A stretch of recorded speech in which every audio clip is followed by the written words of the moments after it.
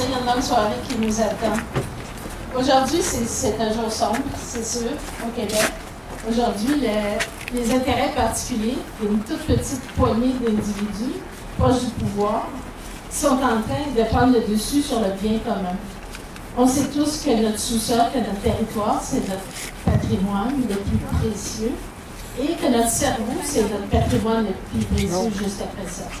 Alors aujourd'hui, on est en train de commettre une bêtise.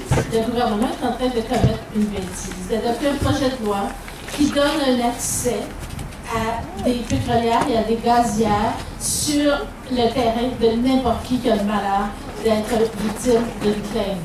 Un projet de loi qui ridiculise les pouvoirs des municipalités, qui leur enlève la possibilité de protéger leur eau potable, qui leur enlève la possibilité de gérer l'aménagement de leur territoire, leur zonage, tout ce qui fait l'importance d'un palier municipal. Et on est devant un projet de loi qui menace vraiment la sécurité juridique et financière des propriétaires du Québec. Et on est devant un projet de loi qui est un déni de démocratie, qui a été déposé le 7 juin à la veille des vacances estivales, qui est adopté sous le pavillon le 9 décembre à la veille des vacances de Noël. Un gouvernement qui n'a même pas le courage de faire face à l'opposition et qui se réfugie derrière le fait que tout le monde est occupé à autre chose pour faire passer un projet de loi inacceptable en catimini. Alors nous, au RBHQ, l'Assemblée générale a décidé le 27 novembre que si ce projet de loi-là allait de l'avant, on allait tous ensemble offrir à nos comités membres, s'offrir nous-mêmes à nos comités la possibilité de se structurer, de se préparer pour barrer le passage aux foreuses. Parce que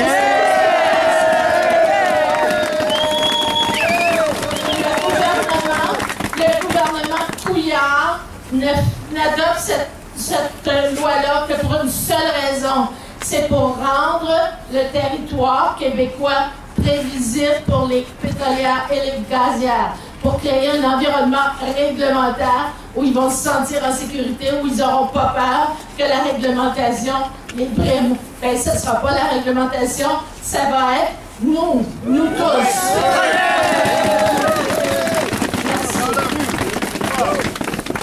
Est-ce qu'aujourd'hui, les baillons, on en a connu une couple, comme travailleuses et travailleurs. Comment ce gouvernement-là continue son œuvre de démolition? On l'a vécu dans l'éducation, on l'a vécu dans la santé. Tout ça au nom de la privatisation, au nom du profit, du gain d'une minorité au Québec, et on en subit les affres.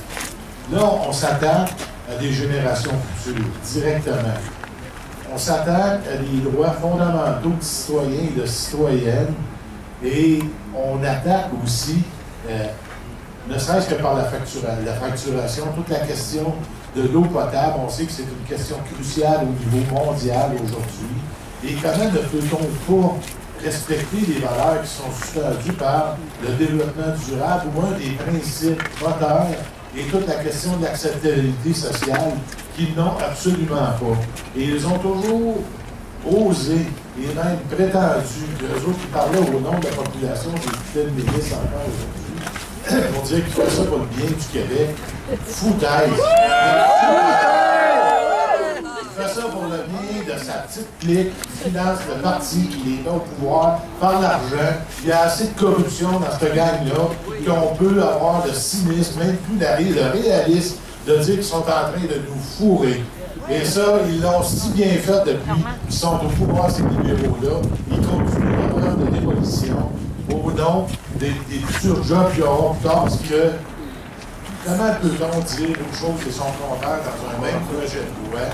Quand on lit chapitre 4, ça n'a pas de crime de bon sens. Au départ, c'est l'éloge de l'accord de Paris, c'est l'éloge. Ah oui, tout le monde est d'accord, puis c'est vrai qu'on est d'accord. Et le premier qui devrait mettre l'épaule à la roue, c'est le gouvernement. Il fait le contraire quand c'est le temps de passer aux gestes. Là, ils sortent d'une réunion provinciale, fédérale, encore là, ça va être des gros principes.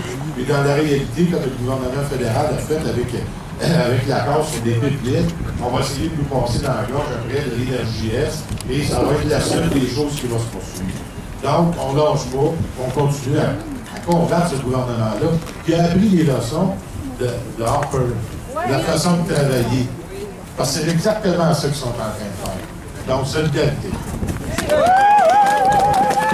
Et le projet de loi actuellement qui est à l'étude et qui malheureusement va être adopté sous Vaillant, mais c'est un projet de loi qui fait reculer le Québec. C'est un projet de loi qui remet sur la table tout le débat des gaz de schiste, tout le travail qui avait été fait par les groupes de citoyens partout, mais c'est à recommencer encore avec ce projet de loi-là, parce que ça permet justement de continuer l'exploration et toutes les questions d'expropriation, la fracturation hydraulique. Donc, on a toute une équipe qui est à l'intérieur, qui va travailler contre le Vaillant, Sylvain Rochon, André Villeneuve en particulier. Et je vous le dis, le Parti québécois, on l'a annoncé. Ce projet de loi-là, on va le défaire une fois qu'on va être rendu au pouvoir. Et vous savez,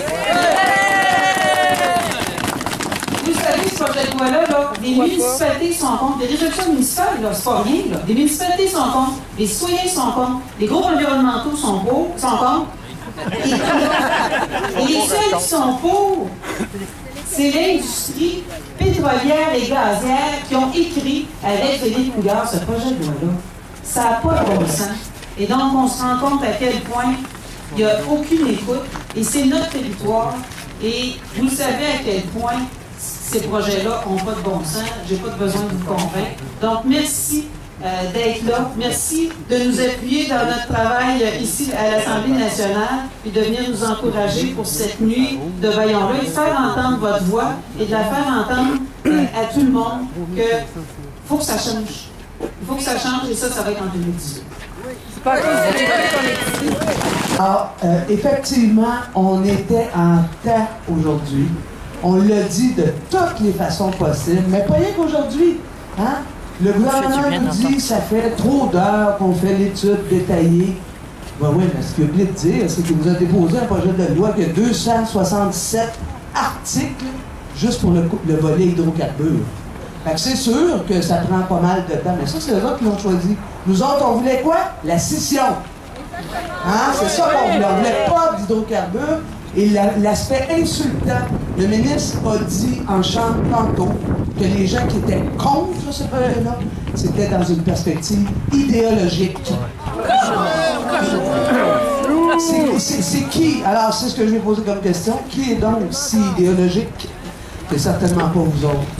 Je veux vous dire que, donc, j'ai décidé de quitter le Parlement durant ce débat-là, qui, on le sait, ça suit des règles qu'on connaît, qui sont établies, et c'est un bâillon.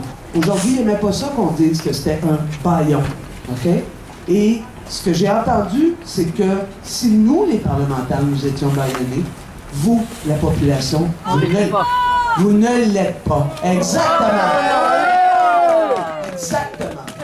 Et c'est pour cette raison-là que ce soir, je vais passer la soirée avec vous autres, parce que j'ai besoin, de vous dire que nous avons compris que la population du Québec, aux 2/3, ne veut pas d'extraction.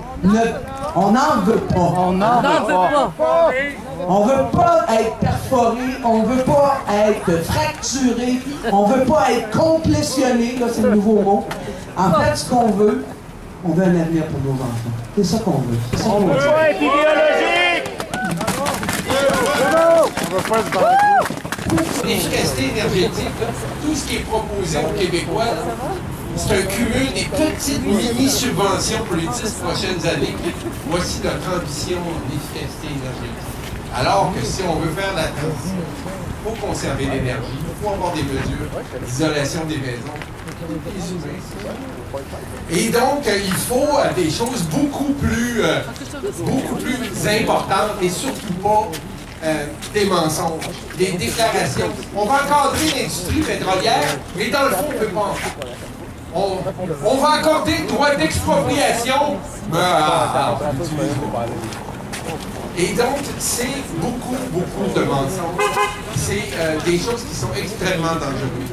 À Nature Québec, on est préoccupé, entre autres, que la baie des Chaleurs, la baie de Gaspé, la Malbaie vont être ouvertes à des permis d'exploration.